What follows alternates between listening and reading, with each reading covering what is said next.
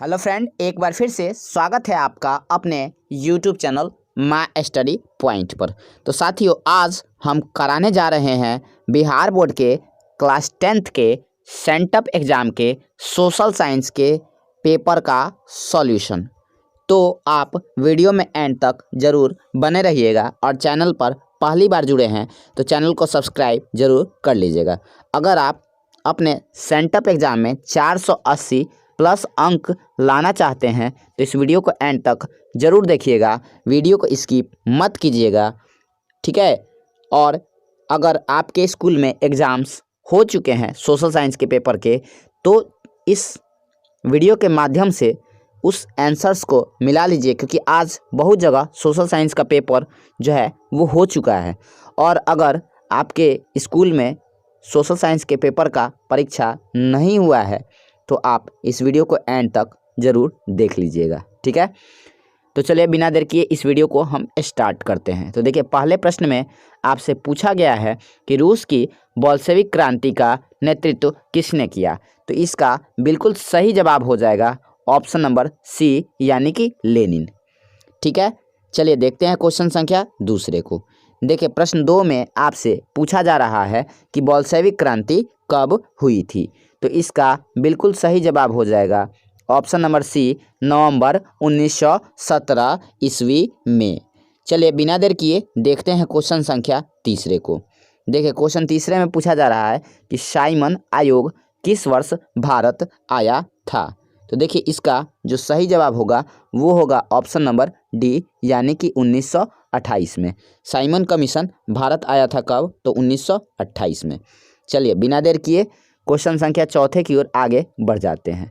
Question चौथे में पूछा गया है कि हिंद चीन पहुंचने वाले प्रथम व्यापारी कौन थे। तो हिंद चीन पहुंचने वाले प्रथम व्यापारी थे ऑप्शन नंबर सी, यानी कि पुर्तगाली, ठीक है। चलिए देख लेते हैं क्वेश्चन संख्या पाँचवें को। क्वेश्चन पाँचवें में आपसे पूछा जा रहा है कि जनसंख्या का घनत्व सबसे अधिक कहाँ होता है। तो जनसंख्या का सबसे अधिक घनत्व कहाँ होता है? तो महानगर में होता है। इसका right answer option number D होगा, यानी कि महानगर। चलिए देख लेते हैं क्वेश्चन संख्या छठे को। क्वेश्चन छठा है कि कार्ल मार्क्स का जन्म कहाँ हुआ था। तो कार्ल मार्क्स का जन्म हुआ था ऑप्शन नंबर बी, यानी कि जर्मनी में। चलिए देख लेते हैं क्वेश्चन संख्या सातवें को। क्वेश्चन सातवें में पूछ रखा है कि Visvesvaraya iron and steel company कहाँ स्थित है। तो इसका सही जवाब होगा ऑप्शन ए, राउरकेला में, ठीक है। देखिए, आगे बढ़ने से पहले आपसे एक गुजारिश है कि आप टेलीग्राम चैनल पर ज़रूर जुड़ जाइएगा और चैनल को सब्सक्राइब करके घंटी का निशान जो है उसको ज़रूर दबा लीजिएगा, ताकि जब भी लाइव क्लास हो तो आपको नोटिफिकेशन जितना जल्दी हो सके और मिल जाए, ठीक है। क्योंकि ये तो 10th टेस्ट का एग्ज़ाम चल रहा है, 10th का। अभी आने वाले समय में जब फाइनल एग्ज़ाम होगा तो फाइनल के पहले बचे हुए समय में जो है आपको प्रति रात्रि जो है इसी चैनल के ऊपर क्लास देखने को मिलेगा, ठीक है। तो चलिए देखते हैं क्वेश्चन संख्या बिना देर किए आठवें को।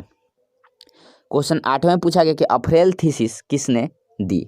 तो अप्रैल थीसिस के रचनाकार हैं ऑप्शन नंबर सी, यानी कि लेनिन जी। चलिए देख लेते हैं क्वेश्चन संख्या 9 को। क्वेश्चन 9 में पूछा गया है कि लखनऊ समझौता किस वर्ष हुआ। तो लखनऊ समझौता हुआ था 1916 में। इसका right answer option number A हो जाएगा। चलिए देख लेते हैं क्वेश्चन संख्या 10वें को। क्वेश्चन 10वां है कि भारतीय राष्ट्रीय कांग्रेस के पहले अध्यक्ष कौन थे। तो इसका right answer option number B होगा, यानी कि व्योमेश चंद्र बनर्जी। गलती से उमेश चंद्र बनर्जी लिखा गया है, लेकिन इसका जो सही जवाब है वो व्योमेश चंद्र बनर्जी ही होगा। चलिए देख लेते हैं क्वेश्चन संख्या 11वें को। बहुत ही हलवा प्रश्न है, बहुत ही इजी आपको लग रहा होगा, ठीक है। क्वेश्चन 11वां है कि विश्व व्यापार संगठन की स्थापना किस वर्ष की गई। तो इसका सही जवाब ऑप्शन डी होगा, यानी कि 1995 ईस्वी में। चलिए बढ़ जाते हैं हम क्वेश्चन संख्या 13वें को, सॉरी क्वेश्चन 12वें को। क्वेश्चन 12वें में आपसे पूछा जा रहा है कि निम्न में से किस देश की मिश्रित अर्थव्यवस्था है। तो मिश्रित अर्थव्यवस्था पाई जाती है भारत में। चलिए देखते हैं क्वेश्चन संख्या 13वें को। क्वेश्चन 13वें में पूछा जा रहा है कि सेवा क्षेत्र में कौन सी क्रियाएं शामिल होती है। तो सेवा क्षेत्र में कौन कौन सी क्रियाएं होती है। तो यातायात, संचार एवं बैंकिंग। इसका बिल्कुल सही जवाब ऑप्शन सी हो जाएगा। चलिए देख लेते हैं क्वेश्चन संख्या 14 को। क्वेश्चन 14 में पूछा जा रहा है कि राष्ट्रीय आय गणना किस विधि द्वारा की जाती है। तो राष्ट्रीय आय जो है इसकी गणना विधि उत्पादन एवं मूल्य जोड़ विधि द्वारा किया जाता है। ठीक है, अगर आपने एग्ज़ाम दे दिया है तो सारे क्वेश्चंस के आंसर्स को मिला लीजिए एक बार और सारे प्रश्न को ध्यानपूर्वक सावधानीपूर्वक देख लीजिए, ताकि आपका रिवीजन भी हो जाएगा और आपको सारे के सारे प्रश्न के डाउट क्लियर भी हो जाएंगे। देखिए क्वेश्चन 15 में आपसे पूछा गया कि भारतीय बैंकिंग प्रणाली के शीर्ष पर है। तो भारतीय बैंकिंग प्रणाली के शीर्ष पर आता है रिजर्व बैंक ऑफ इंडिया। ठीक है, चलिए देख लेते हैं क्वेश्चन संख्या 16वें को। क्वेश्चन 16वें में पूछा जा रहा है कि भारत का वित्तीय वर्ष कौन सा है। तो भारत का वित्तीय वर्ष माना जाता है 1 अप्रैल से 31 मार्च तक। चलिए आई होप कि आपको सारे प्रश्न क्लियर हो रहे होंगे। क्वेश्चन 22 में पूछा जा रहा है कि काजीरंगा राष्ट्रीय उद्यान कहाँ है। तो जो काजीरंगा राष्ट्रीय उद्यान है ये है असम में, यानी कि इसका राइट आंसर बिल्कुल बी होगा। ठीक है, क्वेश्चन 23 में पूछा गया है कि संजय गांधी जैविक उद्यान कहाँ है। तो संजय गांधी जैविक उद्यान है आपका पटना में। इसका बिल्कुल सही जवाब ऑप्शन सी हो जाएगा। चलिए बढ़ते हैं क्वेश्चन 24 की ओर। क्वेश्चन 24 में पूछा जा रहा है कि ऊर्जा का गैर पारंपरिक स्रोत कौन है। तो ऊर्जा का गैर पारंपरिक स्रोत यहाँ पर सौर ऊर्जा हो जाएगा। इसका बिल्कुल सही जवाब ऑप्शन डी होगा। चलिए देख लेते हैं क्वेश्चन 25 को।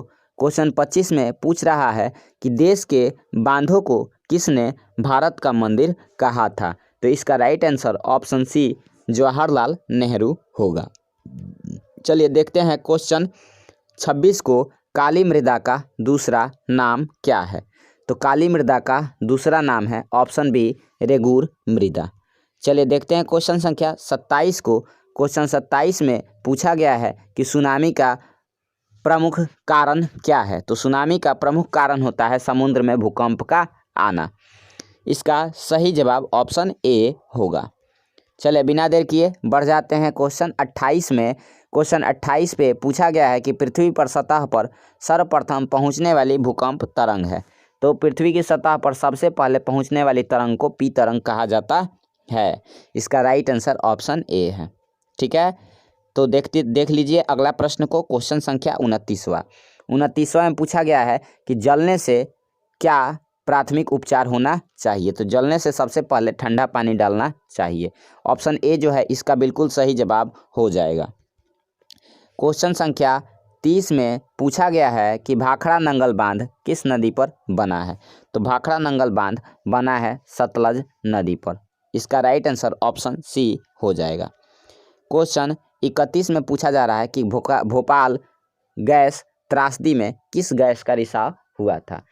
इसका बिल्कुल सही जवाब हो जाएगा ऑप्शन सी मिथाइल आइसोसाइनेट। चलिए देख लेते हैं क्वेश्चन संख्या 32 को। चलिए सारे के सारे प्रश्न बहुत ही ज़्यादा इम्पॉर्टेंट हैं और भी यही हैं।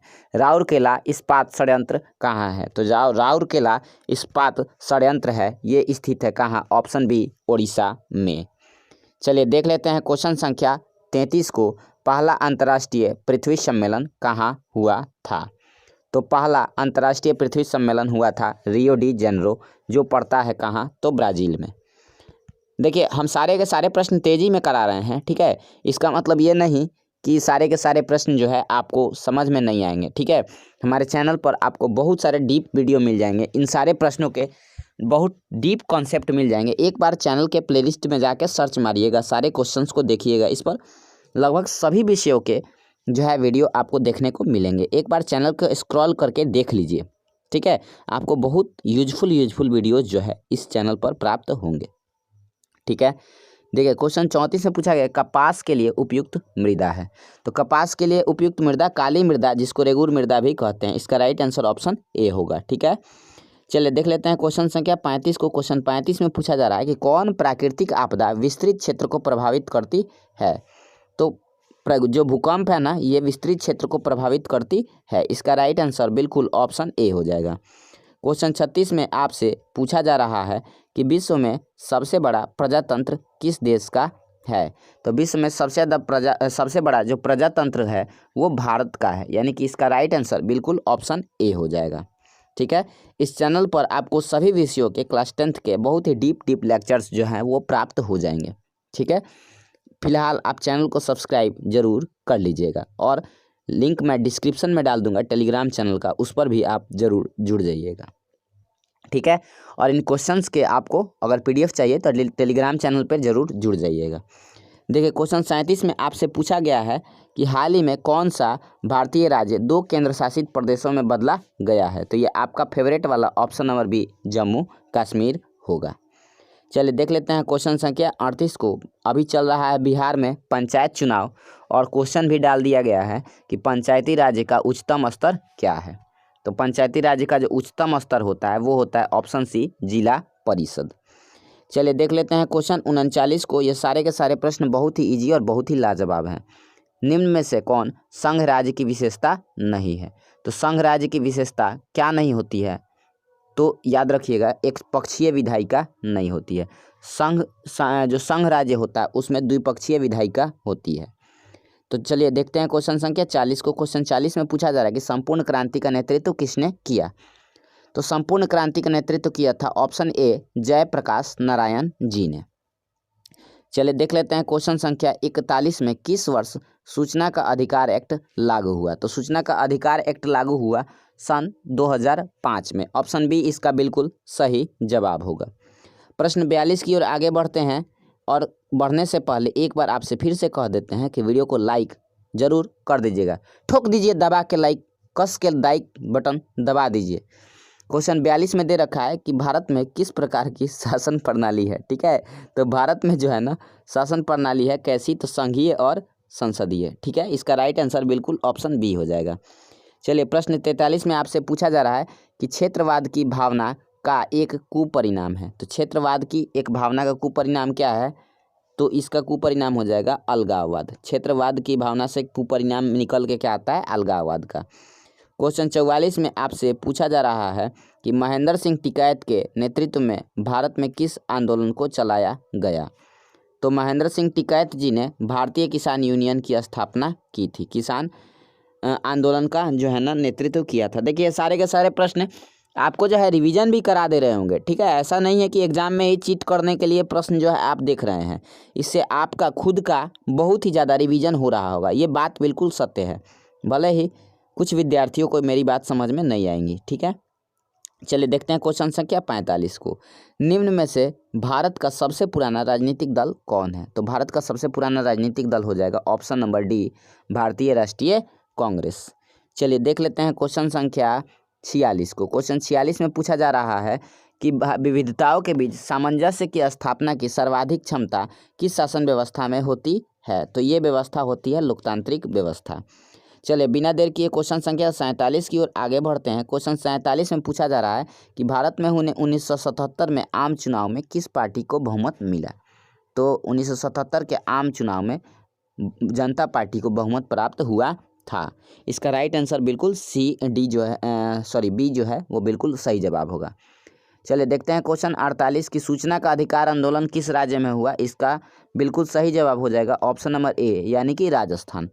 ठीक है, क्वेश्चन संख्या 69 में दे रखा है ग्रीन बुक में शामिल किया गया है। तो ग्रीन बुक में शामिल किया गया है असाधारण पशुओं की सूची को। चलिए देख लेते हैं क्वेश्चन 70 को। क्वेश्चन 70 में पूछ रखा है कि गिर राष्ट्रीय उद्यान कहाँ स्थित है। तो गिर राष्ट्रीय उद्यान जो है वो कहाँ स्थित है, गुजरात में स्थित है। इसका राइट आंसर ऑप्शन सी हो जाएगा। चलिए देख लेते हैं क्वेश्चन संख्या 76 को। क्वेश्चन 76 में पूछा गया है कि निम्न में से कौन मानव जनित आपदा है। तो मानव जनित आपदा बताइए आप ही, मानव क्या फैलाता है। तो ऑप्शन डी यानी कि आतंकवाद। क्वेश्चन नंबर 77 में पूछा गया है आपसे कि लेनिन की मृत्यु कब हुई। तो लेनिन की मृत्यु हुई थी कब, तो 1924 ईस्वी में। इसका सही जवाब ऑप्शन नंबर डी हो जाएगा। अगला प्रश्न है 78 नंबर, निम्नांकित में से कौन सामाजिक संरचना का अंग है। तो सामाजिक संरचना का अंग शिक्षा भी होता है, स्वास्थ्य सेवा भी होता है, नागरिक सेवा भी होता है, यानी कि इसका right answer option number D हो जाएगा। चलिए तो वीडियो को इधर ही ख़त्म करते हैं। वीडियो पसंद आया तो इसको लाइक कर दीजिएगा, शेयर कर दीजिएगा और फ्रेंड्स में इसको प्रसादी की तरह से सत्यनारायण भगवान का बांट दीजिएगा। ठीक है। बहरहाल अगर आपको क्वेश्चन का PDF चाहिए तो लिंक मैं डिस्क्रिप्शन में डाल दूंगा टेलीग्राम चैनल का, वहाँ पर इस क्वेश्चंस का आपको PDF मिल जाएगा। और हाँ, ऑब्जेक्टिव क्या आपको सब्जेक्टिव का भी PDF प्राप्त हो जाएगा। तो चलिए वीडियो को इधर ही समाप्त करते हैं। Bye bye, take care and have a nice day to all of you.